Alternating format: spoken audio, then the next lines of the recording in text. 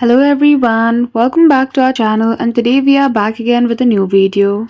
So in this video, I will show you how can you easily merge multiple JPG file into one PDF.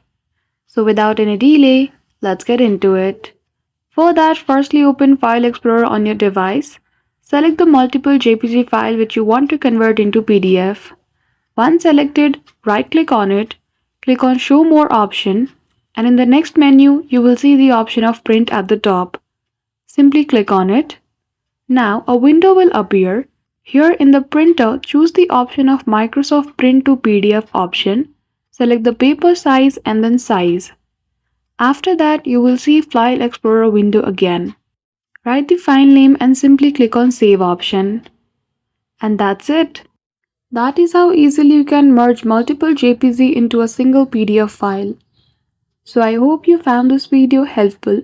If you did, don't forget to give it a thumbs up and subscribe to our channel for such tutorials. Thank you for watching till the end.